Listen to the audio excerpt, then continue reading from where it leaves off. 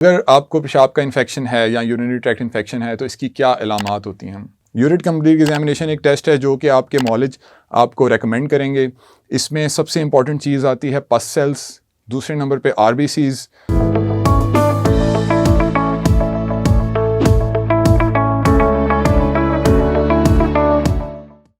अस्सलाम वालेकुम, मेरा नाम डॉक्टर आमिर खान है, मैं एक नेफ्रोलॉजिस्ट हूँ और मेरा आज का टॉपिक है यूरिनरी ट्रैक्ट इन्फेक्शन यानी कि पेशाब का इन्फेक्शन।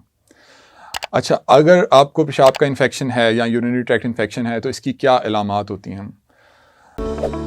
तिब्बी ऐप डाउनलोड करें और घर बैठे डॉक्टर से मशवरा हासिल करें। घर बैठे डॉक्टर से मशवरा करने के लिए टेलीमेडिसिन बटन पर क्लिक करें। स्टार्ट अ कॉल बटन पर क्लिक करें और डॉक्टर से मशवरा हासिल करें।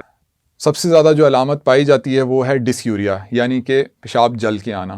दूसरी अलामत है पेशाब में खून का आना या फिर लाल रंग का पेशाब आना। तीसरी अलामत है पेशाब ज़्यादा आना या बार बार आपको वॉशरूम जाना पेशाब की वजह से। चौथी अलामत है कि आपको उल्टियाँ या फिर बुखार हो गया है। इसकी क्या वजह होती है कि जो पेशाब का इन्फेक्शन है वो आपके किडनीज तक स्प्रेड हो गया हुआ है, आपके गुर्दों तक चला गया हुआ है।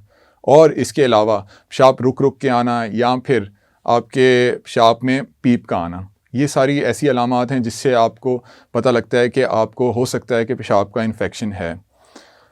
अब ये हमारी ज़्यादातर जो पेशाब का इन्फेक्शन है वो देखा गया है कि यंग फीमेल्स में होता है, डायबिटिक्स में होता है यानी कि जो शुगर के मरीज़ होते हैं, वो मरीज़ जिनमें पेशाब की नालियाँ लगी होती हैं उसमें ये बहुत कॉमन है। जिनमें कोई गुर्दे में पथरी हो या पेशाब की नाली में पथरी हो उन लोगों में बहुत कॉमन है।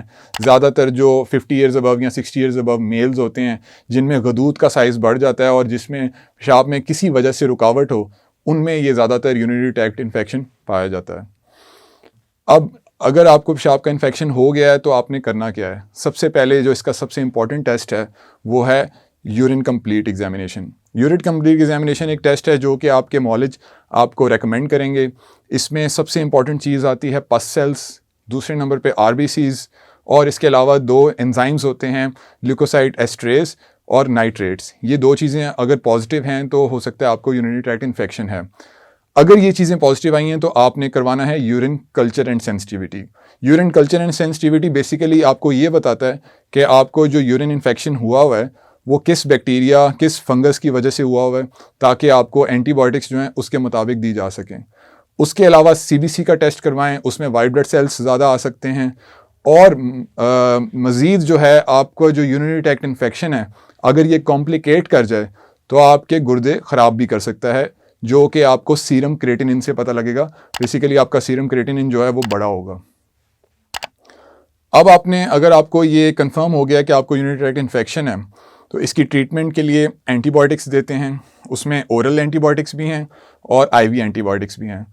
उसके अलावा अगर आपके गुर्दों में कोई पस पड़ गई है यानी कि पीप है और आपके गुर्दे के इर्द गिर्द भी अगर पस है तो आपके जो नेफ्रोलॉजिस्ट हैं वो आपको सर्जन के पास रेफ़र करेंगे ताकि जो पस है या पीप है उसको ड्रेन किया जा सके। इसकी प्रिवेंशन के लिए क्या किया जा सकता है। सबसे पहले आपने 8 से 10 गिलास पानी पीना है।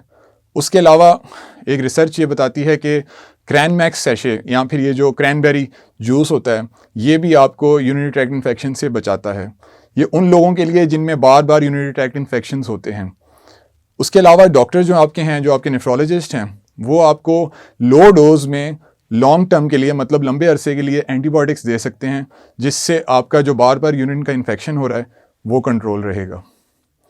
उसके अलावा जिस वजह से आपको यूरिनरी ट्रैक्ट इन्फेक्शन हुआ है, जैसे कि अगर आपको गुर्दे में पथरी है या आपको गदूद है या फिर आपका कोई खुदा न खास्ता स्टंट है आपके पेशाब वाली नालियों में, तो उसको जल्द से जल्द निकलवाएं। अगर पेशाब की नाली लगी हुई है उसको निकलवाएं, तो इससे आप पेशाब के इन्फेक्शन से बचे रहेंगे।